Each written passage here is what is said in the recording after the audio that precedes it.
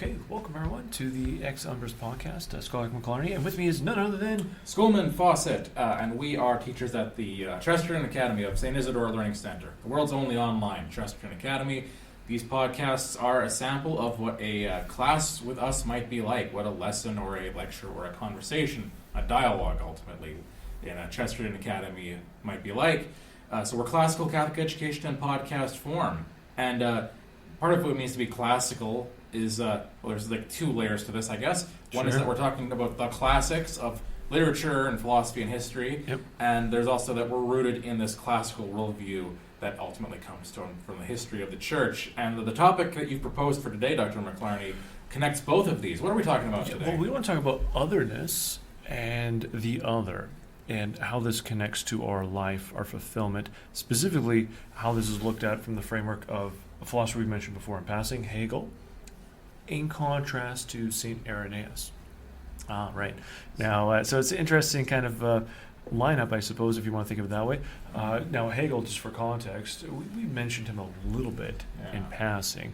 As we go, he dies in 1831, so some people might think he's a classical thinker already, but he's certainly, I guess it's 200 years about. At this point, I think he'd be considered like the phenomenology of spirit and all that would be considered classics, I suppose, right?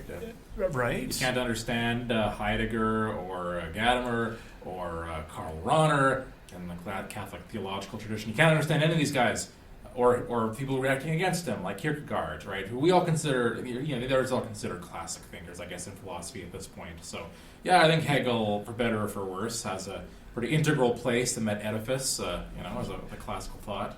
Sure, and sometimes, we'll get to Irenaeus too, I think, at the end, as we go now, I think how he offers a broader view of the other than what we see in Hegel. But, and if you've never heard of Gadamer or Heidegger or Karl Rahner, surely you've heard of Karl Marx, and probably heard of Nietzsche as well. Yes. And so they also are influenced by Hegel, and they take different aspects or different facets of his thought and run with it. So, yeah, I mean, if you're into history and you know about communist revolutions or fascism, both of those are interconnected in different ways. And also we see these emanating as well from Hegelian thought. So, yeah, they'll certainly the applicability of understanding a little bit of Hegel goes a long way. Now, okay, maybe you're not into history, though. I mean, who likes history classes anyhow? I don't know. Do you know anyone? Oh, possibly I have somebody who did a degree in it, of sorts, one could say, right? But so, also, though, if we ever hear someone speaking about being on the right side of history, or the arc of the moral arc of the universe, or something like this, or using language like history will judge this thing, or judge me rightly, or judge you poorly, right? Right. That language is all Hegelian in its backdrop, Or even as simple as saying, in this new era, all right, this is now what's going to happen, right? We're now standing at the penultimate stage before the final era will be ushered in, or something like this. This is also a type of well, I mean, this is by way of Marx, but when you hear people talk about being in late capitalism, right, there's something Hegelian there, this idea that history is coming in these stages. I'm sure we'll get into this in a second, but that we're coming to the end of one of these stages of history. That's sort of inevitable. So we can know we're in late capitalism because we know the trajectory of history. So, or that we live in different contradictions. You'll hear people talking about this way. People live that's in a great the contradictions of history, right? Like women are politically liberated but culturally oppressed, so they're in this contradiction. When you hear language like this, that's also straight out of Hegel. Others as well that will probably occur to us as we talk. But that's another thing that's important, is that whether you're interested in philosophy or history or not, there's a sense it's like we're all Keynesians now. Like we're all we're all Hegelians now in some way, and it's worth being aware of. Oh, the zeitgeist. That's another one. Just that phrase, the zeitgeist, that people use very casually, but that's directly from Hegel, right? That's right. His concepts. So it's worth knowing about what he's about, so that we can understand the world we're in and understand whether this aligns with what Christ is calling us to. Because if we want to follow Christ, we need to sort of see, well, if we're Hegelians, does this line up with the Christian vision or not. Yeah. Which, as we'll discuss, I'm sure, is where Well, Irenaeus is very Yeah, helpful. I mean, that might be an interesting place just to come in on that point is how does this line up with a Christian vision or not? But I guess what we've just done in this opening dialogue is just to establish that Hegel's shadow, we don't hear about him that often. He's not as a famous philosopher as some of the other big names, but his influence is one that we're still dealing with. We're in his wake, essentially. Now, so in terms of Christianity, though, that's an interesting point. How does he differ with this age, this dawn, this era? Because we do see in the Old Testament, the prophetic tradition, as well as in the New Testament prophetic tradition, this anticipation of a new era, which will be ushered in, and this is a profound core, a tenet of what we believe as Christians, and so it's good to know how this gets I'm actually going to use the word secularized. It becomes secularized by Hegel. It means not just him, but him is certainly giving us this framework. So if you want to think of it this way, the Middle Ages, who's I don't know, I'll ask Mr. Fawcett here, who's the greatest theologian, would you say, of the Middle Ages? Of the Middle Ages, I'll be, I guess, non-controversial here. Let's say it's Thomas Aquinas. Okay, sure. And I know you also teach literature, and your course goes through medieval literature. And so, who would you say? What's one of the biggest books that you cover in your class in literature? Well, for influence and scope, I mean, it's got to be Dante, right? There you go. Comedy, yeah. So many would say the Middle Ages is the pinnacle of theology. Aquinas giving us the understanding of God and through theology, and then I guess through literature, Dante also giving us this full expression of what it means to be in union with God. All right. So what's the next era after this would be the Renaissance, right? This type of new birth or rebirth, where now the focus is it's not so much theocentric as anthropocentric. And by that we simply mean is now the focus becomes on the human being, right? And what we can do, this rediscovery of art and so on, that's very much focused on the human body. And so, yeah, this is the direction. Now, following that, after the Renaissance, what's kind of the dominant modus operandi, or the dominant way people kind of look and discuss? What are they discussing mostly? Well, yeah, I mean, fleshing out from that, I mean, these are always reductionistic, right? Sure. The Middle Ages followed by the Renaissance, but then people talk about the Enlightenment. Yeah. Right. Okay, good. So what would be what's one thing that's really been focused on there would be, well, like science, right? And what science analyzing, what's it looking at. So we've moved away from focusing on God or even the human. Now we're really focusing on, well, nature, right? The order of the natural order and so on. You can see deism takes root as well, which is going to make nature all the more important to understand, because that's all we're really working with, right? So, but once we have these great minds who've devoted their careers and several generations towards nature, well, we need something more, right? And this is where Hegel comes in. So it's no longer a God or man or nature. The next big thing we need to focus on is history. Right, and so this is where we get the march of reason and this culmination of history. And so this is these parameters when we talk about being judged by history, our progress, and so on. We're moving towards. So Hegel is going to throw this the ball of history back into the court, if you want to think of it that way, of human thought. And we're still kind of dealing with the volleying back these issues in terms of this framework of looking at reality. So we're not really looking at reality in terms of, as if God existed, right? Or if God is the pinnacle of all of our lives. Or it's not so much focused on the human or nature, but now it's history. So that's one way of thinking of Hegel's significance in framing our discussions along those lines. Yes. Well, yeah, I mean, it's an interesting way of laying it out, for sure. Lots of ways to think about that. I mean, I guess another way into that is to say, the Renaissance, there's a focus. I mean, this is when we have humanism, right? The Middle Ages are characterized by scholasticism. The Renaissance is kind of characterized by humanism, which doesn't mean it's necessarily secular humanist. I mean, like Thomas More and Erasmus, right? Cervantes. Sure, exactly. Right? These are all like but they're humanistic in the sense of the human being, and this often is through the lens of the fact that we're in the image of God and we have dignity. Yeah. But now that's the kind of the focus now. What a piece of work is a man, you know, and this sort of thing. But as that happens, there's a bit of an eclipse of God in the process, just by virtue of how much we're looking at the human and how great our minds are. And then that leads into enlightenment. And of course, to me, the ultimate enlightenment thinker is Immanuel Kant, right? Oh, good old Kant. Who writes, because he writes the essay on it, What is Enlightenment? And he talks about it's the power of the human mind, right? Yeah. We're entering the age of enlightenment, and it's an ongoing process. So if humans are great, that means we can use our reason to discover the truth ourselves. Part of the Renaissance is also, and this is important because it starts to move things towards Hegel a little bit, is the Renaissance, there's a bit of a discovery, or a rediscovery, you could say, of the idea of historical distance. Now, what do we mean by that, right? Yeah. If you look at a lot of medieval art, it depicts biblical scenes, right? Yeah. And they're dressed like they're in the Middle Ages.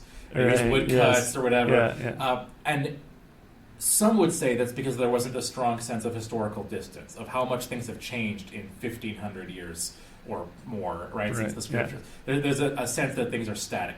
Now, some people might say, no, that's not what it's about. It's a theological statement, that it's situating ourselves within the biblical story and making it relevant to us or whatever. But, so it's us entering into the life of an objective text, as opposed to the subjective imposition on the text. Right, it'd be like if someone watched one of these adaptations of Shakespeare where they're wearing modern clothing and say, oh, these 20th century people had no understanding of historical distance. Yeah. No, maybe that's the opposite. But regardless of that, there's this perception that in the Middle Ages people sort of thought, and there's fairness, in fairness, right, this does come from ancient Greece, where the idea is that change is bad, and whatever is unchanging is necessarily better, or it's eternal, right?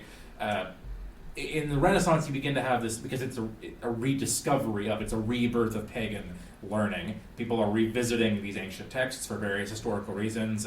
The Crusades, right? The Constantinople falls, and a bunch of scholars flee to the West and bring the resources with them, so we can read these things in the original Greek again. But it's return to the sources, ad fontes. And as people kind of read about the past more and study the past more, they start using more of a critical eye towards it and realizing that things have changed, or some of our perceptions about the past are.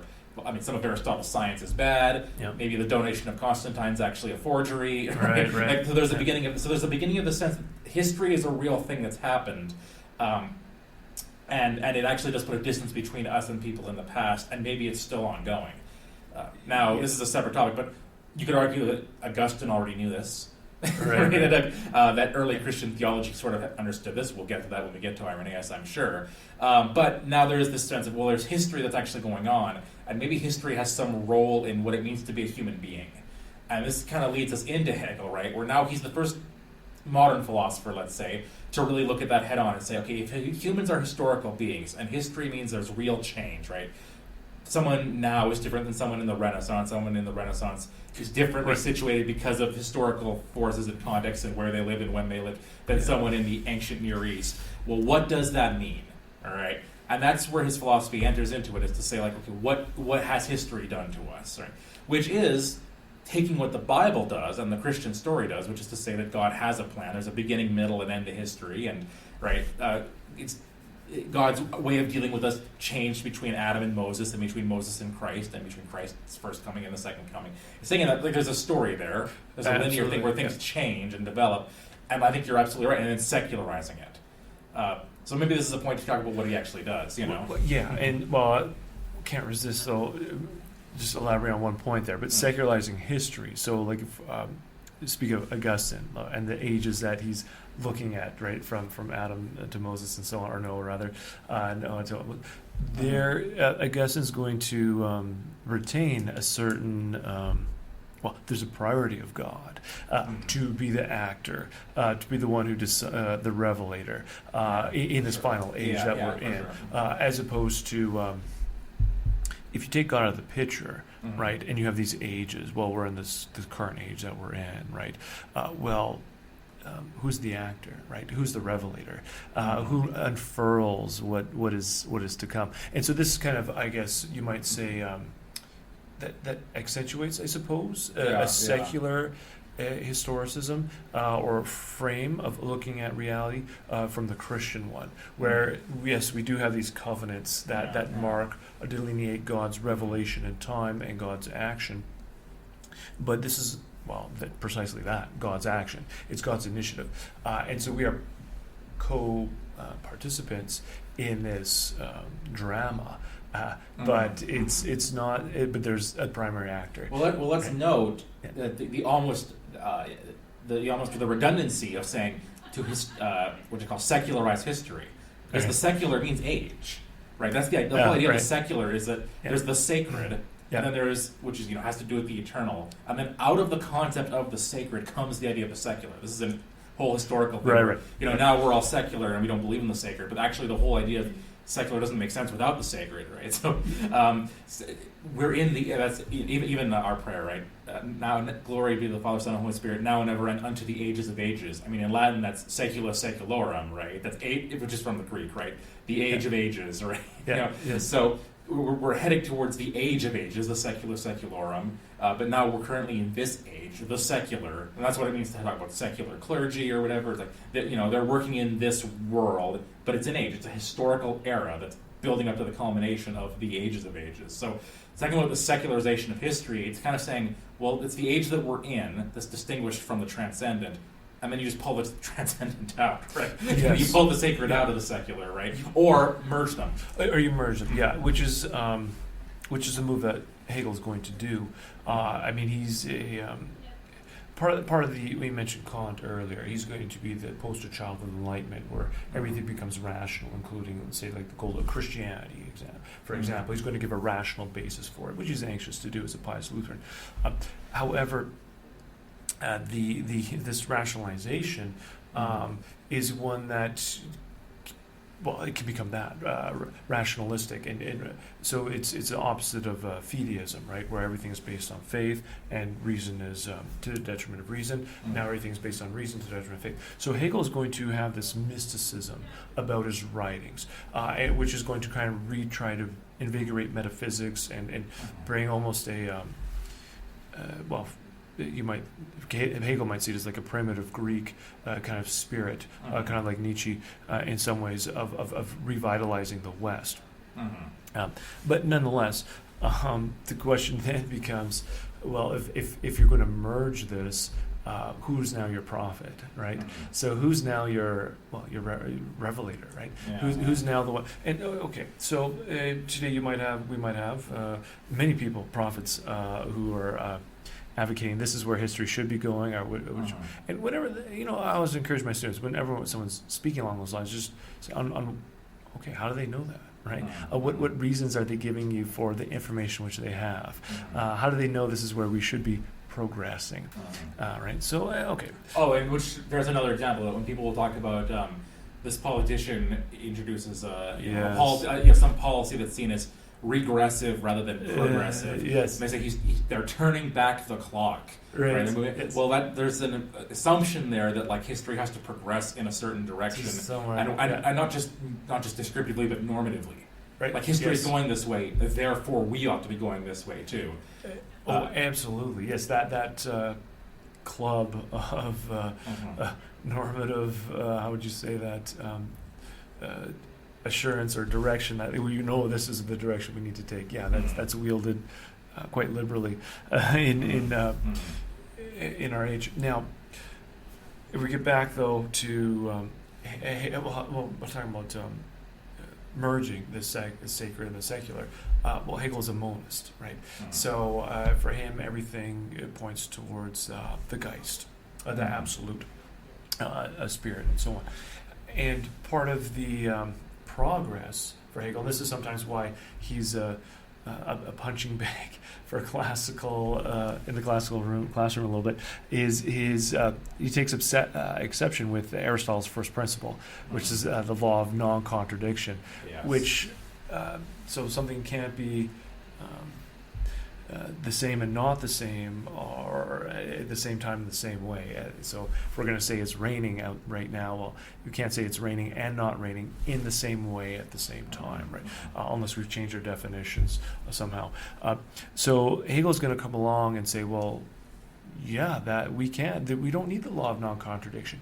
It's merely a temporary thing in some ways, because whatever truth you have in one era can come in contact or conflict with another truth in another era, which now leads to a higher synthesis. And so this is Hegel's dialectic. His, how would you call it? Well, there's a thesis, then there's antithesis, leads to a higher synthesis.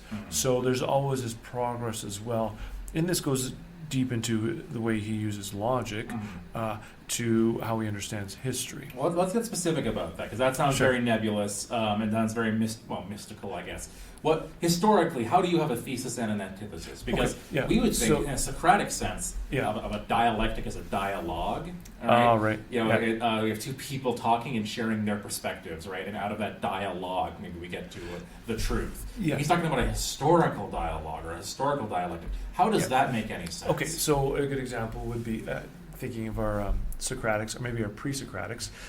So you have Parmenides, who's going to say everything is being. Right, so there's no motion, right? Everything is one. Whereas Heraclitus is going to say the opposite.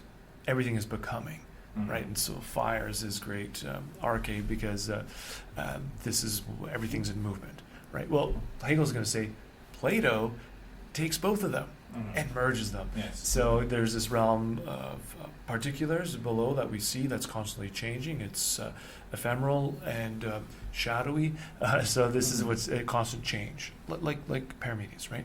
Whereas the eternal, the one, that's what Plato was. Plato points to source. Well, that's what Heraclitus was on about. So Hegel's going to say, yes, he's arrived. There was a thesis, an antithesis, and now there's a synthesis in Plato.